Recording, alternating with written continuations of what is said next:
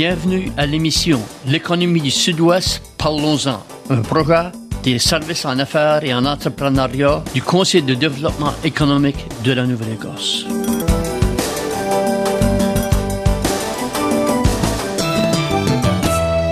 Bonsoir et bienvenue à l'émission L'économie du Sud-Ouest, parlons-en, avec Dave Leblanc, Alain Béliveau et Roselyne Nickerson.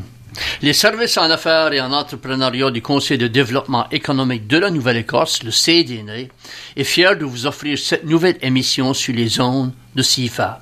Le but de cette émission est pour vous informer sur le développement économique du Sud-Ouest et vous donner le goût d'entreprendre.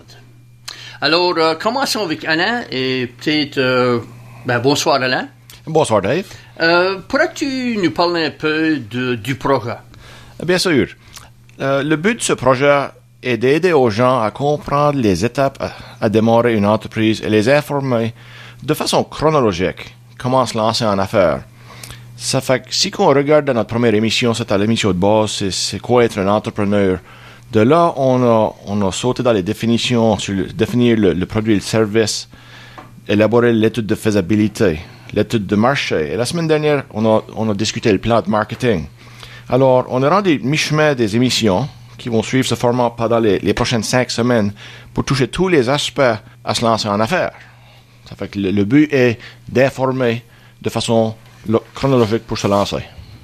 Et puis en espérant que ça encourage du monde à demander peut-être d'autres questions et peut-être venir vous voir en tant que conseiller en affaires. Oui, bien sûr. C'est aussi une façon les gens à savoir ce qu'on offre au service en affaires et en entrepreneuriat à la part de l'Église du Conseil de développement économique de la Nouvelle-Écosse. OK. Puis Roselyne, bonsoir. Bonsoir, toi, pourrais-tu nous parler un peu du rôle de nos bureaux des services en affaires et en entrepreneuriat?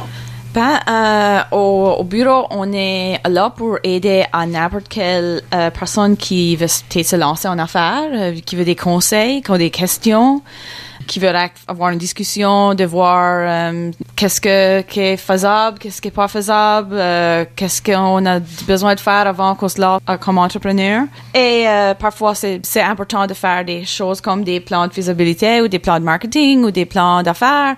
Et on peut aider avec faire ça et compléter ça pour nos clients aussi.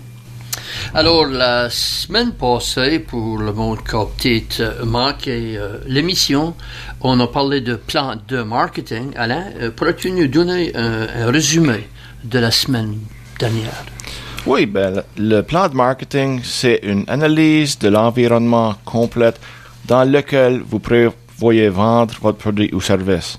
Et ça comprend le marché, la concurrence, la technologie, les tendances et aucun autre aspect relié. En fait, c'est beaucoup plus compliqué que seulement décider de mettre une annonce sur la radio ou dans le journal comme que le monde pense. C'est une étude qui est très élaborée et détaillée. Alors, ça sera dû de répondre à plusieurs questions à l'émission de la semaine passée pour le monde qui nous a écoutés.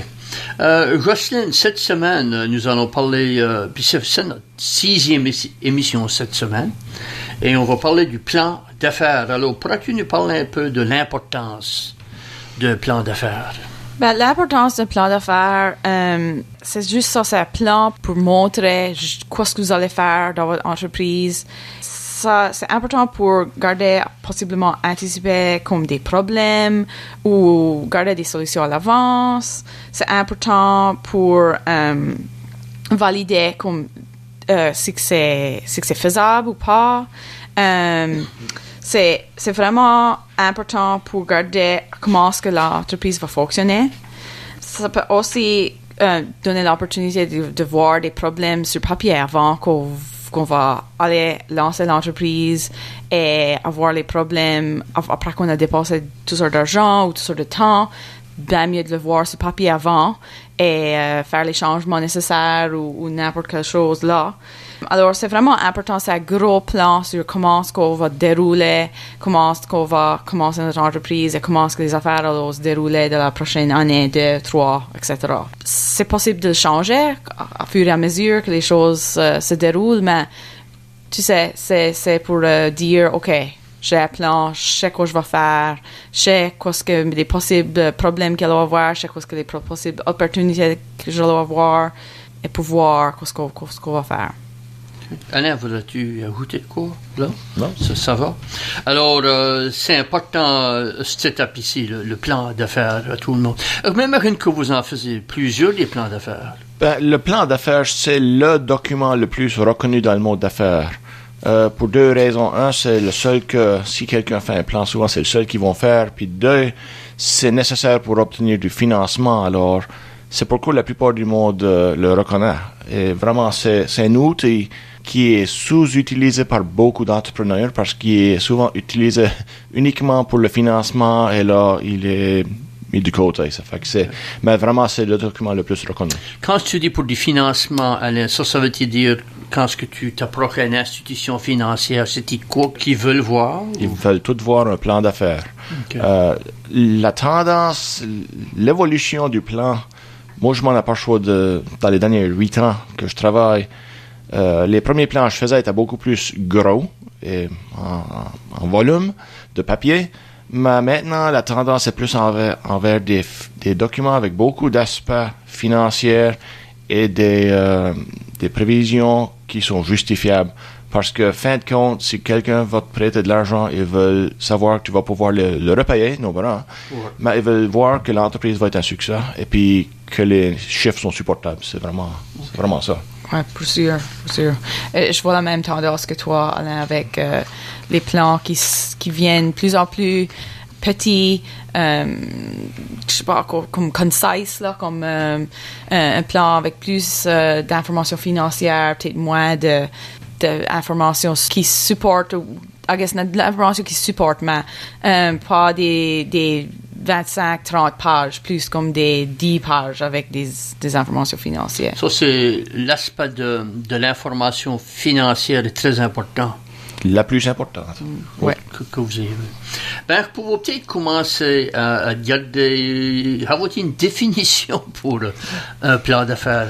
On a une définition, mais je suis désolé, j'ai pas mis ma source. Je l'ai pris en ligne à une source réputable, c'est une bonne source, mais de toute façon, la définition que j'ai pour le plan d'affaires est la suivante. Alors, le plan d'affaires décrit la façon selon laquelle l'entreprise fonctionnera. Il décrit les buts et objectifs d'affaires et les étapes qui seront entreprises pour atteindre ces buts et objectifs. En d'autres mots, un plan d'affaires est un outil pour aider une entreprise avec son cheminement, juste comme Jocelyne nous l'a dit tout à l'heure. Et comme qu'elle a aussi dit, c'est un document vivant qui évolue avec la croissance d'une entreprise. C'est un document qui est fait pour être changé parce que veut ou veut pas, après 2 ans, c'est pas mal garanti que les choses seront pas exactement comme indiqué dans le plan. Puis il va y avoir une évolution, une croissance, peut-être que des nouveaux marchés, des nouveaux produits, etc., etc. Alors, c'est un document qui est censé être vivant au fur et à mesure. Au fur et à mesure que nécessaire.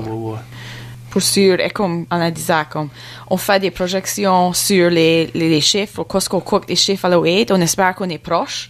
Mais durant 2 ans démarrage de l'entreprise, on va voir qu'il va y avoir des changes ou il va y avoir des choses qu'on n'a pas anticipées, qui changé ou des choses qu'on va pas vendues comme bien comme qu'on croyait ou mieux qu'on croyait. Alors, il faut regarder de nouveaux chiffres et faire des ajustements de là. C'est très rare que je vois des entreprises ou entrepreneurs qui me voient et qui disent « Nos chiffres étaient direct, là, c'était parfait là, après l'année 2. » Souvent, c'est complètement, après la première année, c'est complètement différent. Ouais. Puis ça revient, Jocelyne, au pourquoi de faire un plan d'affaires?